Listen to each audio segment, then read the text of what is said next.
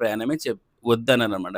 ఎందుకంటే మీకు ఇంతకుముందు తెలుసు కాశీకి పోయినా, కాటికి పోయినా ఒకటే అని కూడా ఇంతకుముందు చెప్పేవాళ్ళు. అంటే అప్పట్లో ఇప్పుడంటే కాశీ అంటే ఫ్లైట్ ఎక్కుతాం 2 గంటల్లో వారణాసిలో ఉంటాం. అప్పుడు అట్లా కాదు కదండీ!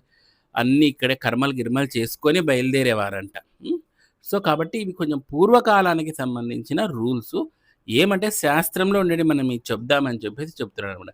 తర్వాత తీర్థయాత్రలనేది కూడా చేయకూడదనేది శాస్త్రం చెప్పింది. శ్రాద్ధ కర్మల్లో కూడా మీరు పాల్గొనకూడదు. శ్రాద్ధ భోజనం కూడా మీరు చేయకూడదు. తర్వాత గోళ్ళు కూడా మీరు కట్ చేసుకోకూడదు. తీర్థయాత్రలకెళ్ళేది, తర్వాత పుణ్యక్షేత్ర దర్శనం కూడా అంటే మీకు ముఖ్యంగా ఇవన్నీ 7 నెలల నుంచి స్టార్ట్ అవుతాయన్నమాట. తీర్థయాత్రలు కానీ, పుణ్యక్షేత్ర దర్శనాలు అలాంటివి చేయకూడదు. ఎందుకంటే చూడండి 7 మంత్స్ నుంచి అది కొంచెం పీరియడ్ క్రూషియల్‌గా ఉంటుంది కాబట్టి, శాస్త్రం కూడా 3 మంత్స్ భర్త ఎక్కడికి పోకోకుండా ఇంటి పట్టునే ఉండాలి అనేది చెప్పారనమాట. అత్యంత ఇంపార్టెంట్